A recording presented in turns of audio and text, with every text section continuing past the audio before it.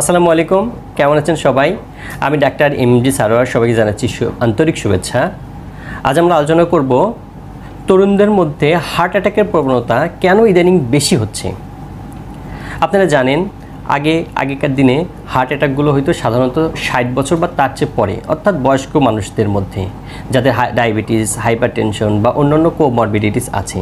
কিন্তু গত 10 বছরের ইতিহাস পর্যালোচনা করলে দেখা যায় এই বয়স্ক মানুষদের সাথে তরুণ যারা বয়স কম, যেরকম হতে পারে 30 থেকে 40 বা 50 বা 60, মানে 60 থেকে 30-এর মধ্যে এরকম মানুষের হার্ট অ্যাটাকের সংখ্যা প্রোগ্রেসিভলি ইনক্রিজ করছে, ধীরে ধীরে বাড়ছে। কেন বাড়ছে তার কয়েকটা কারণ নিয়ে আলোচনা করব। তার 1 নম্বর কারণ হচ্ছে খাদ্যাভ্যাস।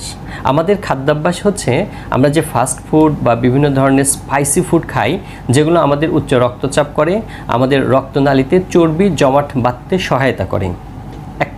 2 নম্বর পয়েন্ট হচ্ছে আমরা অতিরিক্ত পরিমাণে ধূমপান এবং সিগারেট বা ভ্যাপে আসক্ত হয়ে পড়েছি, বিশেষ করে তরুণ সমাজ।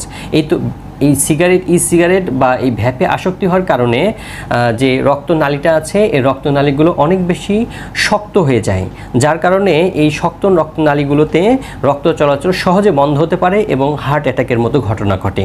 তৃতীয় যে কারণ সেটা হচ্ছে তরুণ লোকজন যারা বয়স কম বা 30 থেকে 40 এরকম মধ্যে, তারা সাধারণত কম ঘুমান এবং বিভিন্ন কারণে অধিক পরিমাণে স্ট্রেসে ভুগে থাকেন। এই কম ঘুমানো, অধিক রাত জাগা, সকালে বেশি ঘুমানো এবং এই স্ট্রেস নেওয়া, এই সবগুলোই স্নায়ু উদ্দীপনা তৈরি করে, প্রেশার বৃদ্ধি করে এবং এটা হার্ট অ্যাটাক এবং স্ট্রোকের ঝুঁকি বৃদ্ধি করে। চতুর্থ যে কারণ সেটা হচ্ছে আমাদের এই সমাজের মধ্যে পরিশ্রমহীনতার একটা অভ্যাস দেখা যায়। আমরা কায়িক পরিশ্রমে খুবই কম অভ্যস্ত, আমরা সেডেন্টারি লাইফস্টাইলে বেশি অভ্যস্ত। আমরা পরিশ্রমহীনভাবে লিফটে ব্যবহার করি, আমরা গাড়ি ব্যবহার করি, আমরা খুব কম দূরত্ব হলেও রিক্সা ব্যবহার করি, যে কারণে আমাদের রক্তনালীগুলো সহজেই কোলেস্টেরল জমা হয়ে থ্রম্বোসিস হওয়ার একটা আশঙ্কা তৈরি করে। পঞ্চম যে ব্যাপারটা সেটা হচ্ছে তরুণদের মধ্যে ডায়াবেটিস এবং উচ্চ রক্তচাপের প্রবণতা আগের চেয়ে বেড়েছে। এই দুটা কারণও কিন্তু হার্ট অ্যাটাকের অন্যতম একটা কারণ, যে ডায়াবেটিস যাদের থাকে, হাইপারটেনশন যাদের থাকে, তাদের যে কোনো সময় হার্ট অ্যাটাক হতে পারে। যেহেতু এই দুটা আগের চেয়ে কম বয়সে এটা দেখা যাচ্ছে, এই জন্য হার্ট অ্যাটাকও কম বয়সে দেখা যাচ্ছে।